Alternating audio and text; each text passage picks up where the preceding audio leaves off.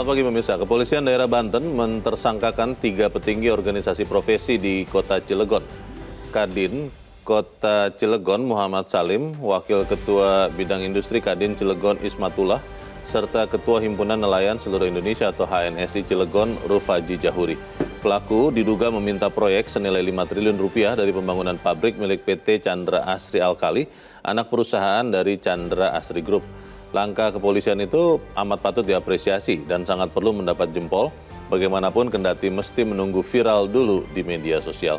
Pemirsa, inilah editorial Media Indonesia di hari ini Senin 19 Mei 2025 dengan tema apresiasi untuk Polri bersama saya Luna Samosir, dan Anda semua para pemirsa juga bisa ikut menyatakan pendapat Anda nanti dengan menelepon nomor telepon 021 583 99 100. Pemirsa, pagi ini telah hadir bersama saya anggota Dewan Redaksi Media Group Ade Alawi. Kang Ade, selamat pagi. Pagi, Leo. Sehat-sehat, Kang? Alhamdulillah sehat. Kita mengapresiasi apa yang dilakukan polisi, tapi pertanyaan besar dari masyarakat adalah apakah ini merupakan sesuatu yang nanti juga akan berlanjut? Maksudnya bukan hanya di Cilegon, tapi juga di daerah-daerah lain. Lalu seberapa lama tindakan menertibkan preman, baik yang tidak berdasi maupun berdasi ini akan dilakukan? Ya, kasus pemerasan yang dilakukan oleh 3 petinggi organisasi profesi, 2 dari Kadin Kamar Dagang dan Industri, 1 dari Ketua Himpunan Nelayan Seluruh Indonesia Kota Cilegon. Nah, ini merupakan sebuah momentum ya, momentum bagaimana premanisme dalam segala bentuknya, terutama yang memeras para pengusaha ini harus segera dituntaskan, harus segera diusut tuntas dan diberantas secara tuntas. Nah, ini sangat penting sekali ya. Juga penerapan pasal 368. Pasal 368 ini tentang pemerasan ya, dengan kekerasan atau dengan ancaman kekerasan. Kalau kita lihat dari pidana penjaranya itu lumayan berat juga, 9 tahun. Kemudian pasal penghasutan 1160 itu sekitar 6 tahun ya, hukuman pidananya. Artinya bahwa langkah yang dilakukan oleh Polda Cilegon, Polda Banten ini harus kita apresiasi. Tetapi kita jangan berhenti sampai di sini, harus kita kawal. Jangan sampai kemudian di tengah jalan ini kemudian terjadi penyusutan pidananya. Jadi harus dikawal. Nah, ini menurut saya aparat penegak hukum harus serius dalam arti harus diberikan hukuman yang maksimal ya, sehingga ada efek jera. Kemudian juga dari sisi organisasi profesi, dari sisi Kamar Dagang dan Industri, ini harus tegas juga. Meskipun memang baru belakangan yang menetapkan, menonaktifkan dua petinggi Kadin Kota Cilegon. Nah, kedepannya menurut saya Kadin secara organisasi profesi harus betul-betul melakukan kontrol dan menegakkan kode etik. Bagaimana para anggotanya, baik di pusat ataupun di daerah, jangan coba-coba melakukan pemerasan terhadap investor. Jadi ini menurut saya langkah yang sangat bagus dari Polda Banten dalam rangka mengusut tuntas kasus ini. Ada yang mengatakan begini, Kang Ade, ini kan dalam kasus ini yang menjadi tersangka itu adalah pengusaha. Tentu saja mereka relatif tidak begitu menyeramkan kalau ditindak. Bagaimana kabarnya dengan sekian banyak ormas yang nyata-nyata punya kekuatan banyak, pakai seragam umumnya, bahkan sebagian dari mereka seragamnya loreng, yang kita belum dengar bahwa petingginya kena sanksi. Apakah ini merupakan sesuatu yang sangat tegas dilakukan aparat penegak hukum, atau jangan-jangan ini hanya etalase saja? Kita akan bahas itu, dan pemirsa, inilah editorial Media Indonesia untuk hari ini, Senin 19 Mei 2025, apresiasi untuk Polri.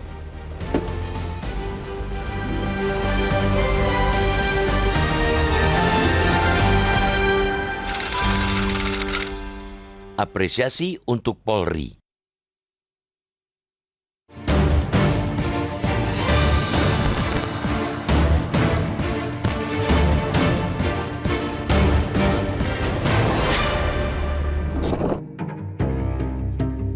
Kepolisian daerah Banten menersangkakan 3 petinggi organisasi profesi di Kota Cilegon.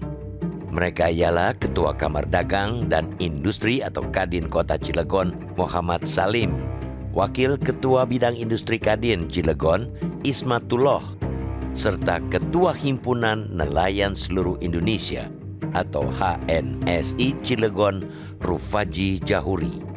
Mereka adalah orang-orang yang diduga meminta proyek senilai 5 triliun rupiah dari pembangunan pabrik milik PT Chandra Asri Alkali CAA, anak perusahaan dari Chandra Asri Group. Langkah kepolisian itu amat patut diapresiasi dan sangat perlu mendapatkan jempol. Bagaimanapun, kendati mesti menunggu viral dulu di media sosial hingga pemanggilan para pihak oleh Kementerian Investasi dan Hilirisasi, tetaplah langkah kepolisian itu sangat tepat.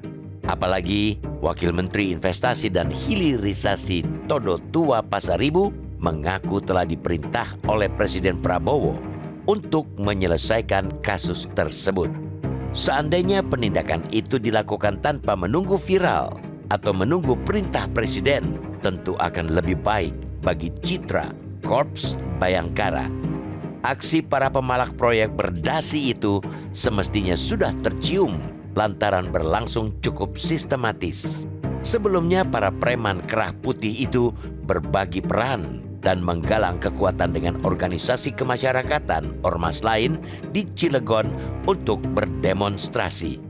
Aksi massa itu urung dilaksanakan lantaran ada audiensi dengan PT CAA. Tapi setidaknya polisi mulai bergerak dan menjadikan 3 ketua tersebut sebagai tersangka dalam hitungan hari sejak video itu beredar luas. Aksi memberantas premanisme termasuk yang ada di balik jas pengusaha sudah mulai terjadi. Itu menunjukkan komitmen kuat kepolisian untuk setidaknya membantu menciptakan iklim investasi yang sehat dan bebas dari intimidasi. Iklim investasi yang bebas dari orang-orang yang mengira bisa mendapatkan usaha bermodal suara menggelegar dan menggebrak meja memang sudah saatnya diwujudkan. Dan itu akan tersistematisasi jika aparat penegak hukum tidak ragu untuk bertindak. Negara khususnya kepolisian selaku aparat penegak hukum memang sudah sepatutnya menegakkan hukum setegak-tegaknya tanpa keraguan, tidak ada ketakutan. Jangan sampai ada unsur masyarakat, baik yang berjas maupun berseragam ormas, yang mereka kebal hukum, apalagi mampu melampaui hukum. Aksi pemerasan berkedok pengusaha hingga preman jalanan sudah sepatutnya tidak mendapatkan tempat. Bukan sekadar menyusahkan orang lain, aksi para preman itu jelas-jelas menciptakan ekonomi biaya tinggi. Pelaku usaha terpaksa menyisihkan uang untuk membayar, mulai dari mengongkosi penjaga turn, juru parkir liar, biaya keamanan, juga uang palak berkedok tunjangan hari raya, hingga membagikan proyek tanpa proses lelang bagi pengusaha lokal. Ujung-ujungnya, pengusaha akan membebankan rupa-rupa biaya tambahan itu ke masyarakat juga. Harga jual barang akan dinaikkan untuk menutupi biaya siluman. Di sisi lain, masih banyak pelaku usaha yang hendak berjuang keras tanpa memeras. Kelakuan rekan-rekan mereka di organisasi pengusaha itu justru berpeluang menghambat peluang para pengusaha yang selama ini lempang, tidak belok-belok. Praktik premanisme telah merasuki banyak lini kehidupan dan menjadi penghambat serius bagi pembangunan dan keadilan.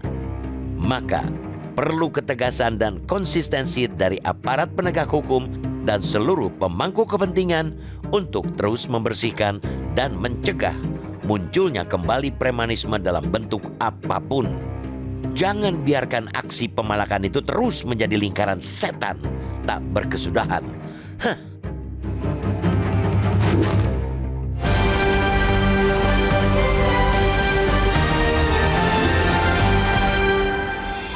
Anda bisa ikut menyatakan pendapat Anda di bagian berikut selepas jeda. Pemirsa, untuk saat ini tetaplah bersama kami.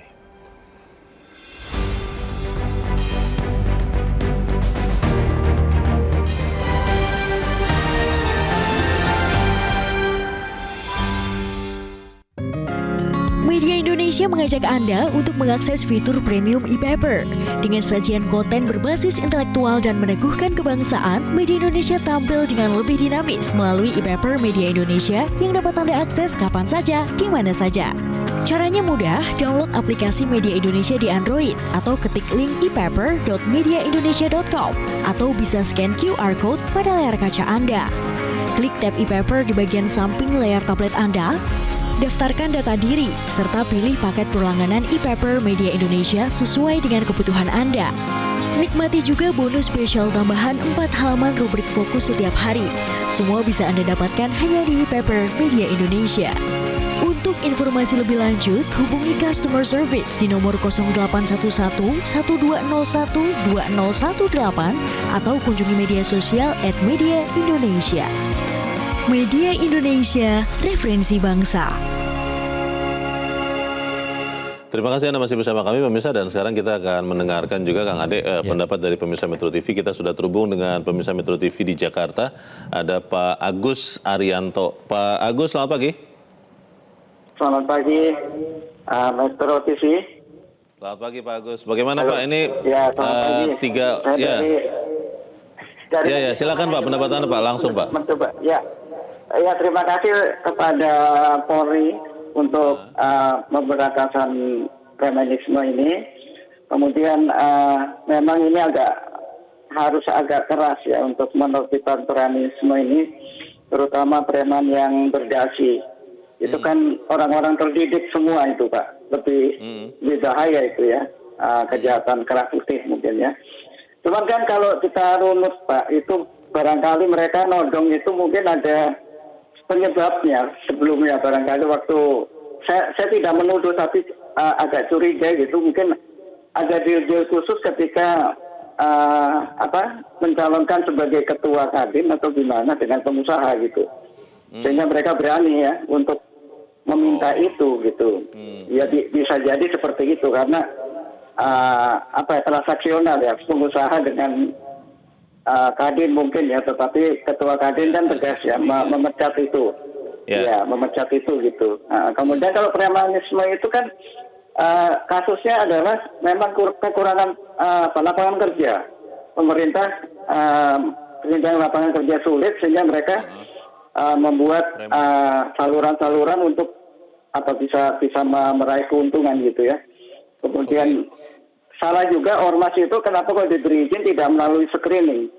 Ketua ormas itu harusnya kan didata ya sebelum mengesahkan diizinkan ormas itu gitu ya. Pak Agus, Ketuanya Anda kan yakin tidak Pak bahwa halo Pak Agus, Anda yakin tidak Pak apa yang terjadi di Cilegon ini juga akan diikuti dengan penertiban preman yang lain, termasuk mungkin penyelewengan ormas yang berseragam ataupun jangan-jangan ada oknum dari instansi resmi pemerintah? Anda yakin tidak polisi berani untuk menindak bukan hanya di Cilegon ini Pak Agus? Saya kira kok ini langkah awal ya, bukti bahwa memang polisi bertindak gitu ya. Gitu. Ini kan yang ketahuan Pak, yang nggak ketahuan kan banyak juga. Mungkin operasi intelijen mungkin sedang jalan ya. Saya yakin itu. Jadi mereka bersahab kayaknya gitu Pak. Baik. Pendapat saya. Jadi memang apresiasi buat Polri untuk penuntasan ini gitu. Kita tunggu. Terima kasih Pak Agus Arianto untuk pendapat Anda dari Jakarta. Selamat pagi Pak. Pak Agus yakin ini Kang Ade bahwa ini akan ditindaklanjuti berikutnya. Tapi apa iya? Bagaimana Kang? Ya, yang pasti mesti ada kontrol publik ya. Mesti ada tekanan publik bagaimana kasus-kasus premanisme dalam segala bentuk. Kemudian juga para pelakunya baik yang berdasi ataupun yang jalanan ini harus ditindak tegas. Juga terhadap ormas-ormas yang bermasalah, ormas-ormas yang sering membuat keributan, ormas-ormas yang sering memeras pengusaha. Ini menurut saya sudah banyak fakta-fakta ya yang menguar di ruang publik dan itu bisa dilakukan penegakan hukum, tindakan hukum ya. Nah ini menurut saya perlu langkah-langkah yang memang lebih serius lagi. Karena apa? Problem kita ini kan secara keseluruhan ini kan problemnya adalah soal kepastian hukum. Soal kepastian hukum, kemudian juga hukum yang memang tebang pilih. Nah ini saatnya menurut saya dengan keberadaan Satgas anti premanisme dan penanganan ormas bermasalah harus betul-betul ditegakkan. Jadi ini penting sekali dalam konteks investasi, kita membutuhkan adanya kepercayaan dari para investor. Oke, tapi kan pertanyaan mendasarnya adalah preman-preman, baik yang memang ormas diselewengkan, baik yang berdasi ataupun tidak, itu kan dalam posisi sebenarnya kesulitan. Kalau kita bicara yang berseragam itu kebanyakan memang tidak punya pekerjaan, tidak punya uang. Oke ditindak, oke dihukum, Tapi kan mereka tetap akan mencari uang lagi untuk hidupnya. Nah, ini bagaimana kita akan bahas di bagian berikut dan pemirsa tetaplah bersama kami. Editorial Media Indonesia segera kembali.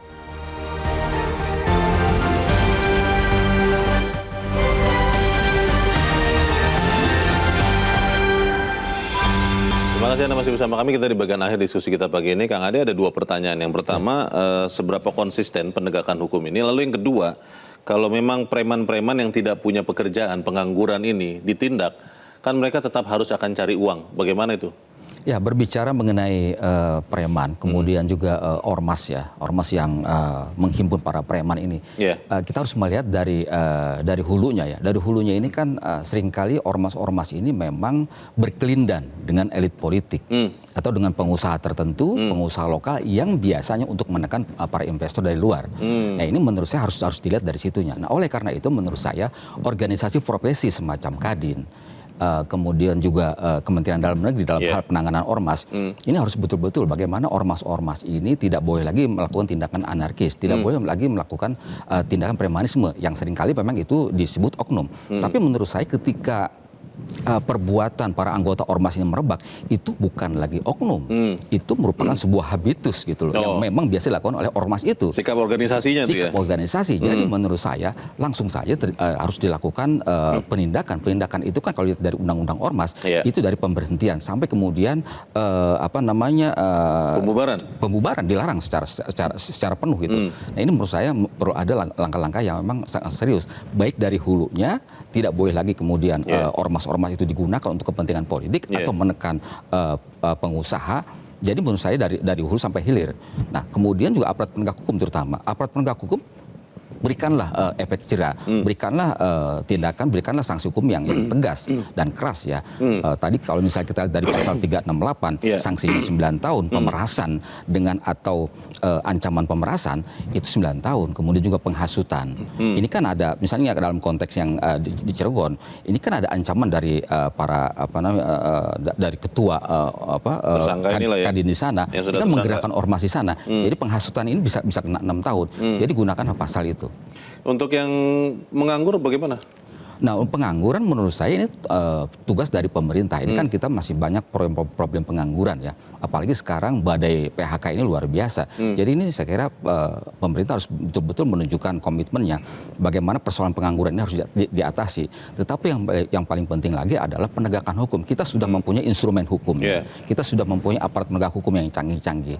Nah, sekarang kalau misalnya polisi mengharapkan laporan itu menurut saya itu tidak benar. Polisi bisa melakukan haknya, bisa melakukan penyamaran, investigasi untuk menangkap semua para preman, baik yang berhasil ataupun para preman jalanan. Kita tunggu apa yang sudah dilakukan oleh Polri ini bisa berlanjut. Kang Ade Alwi, terima kasih sudah di tempat ini. Selamat pagi.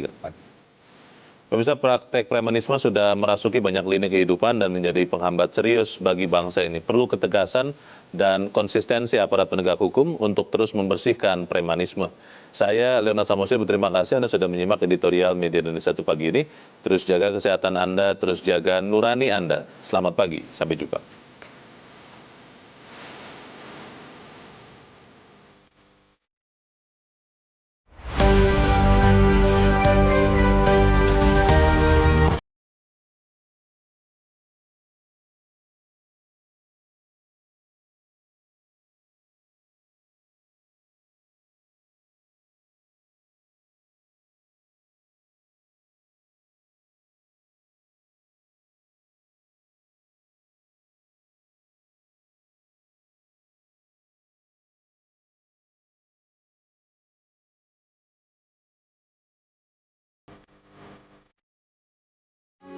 Metro TV.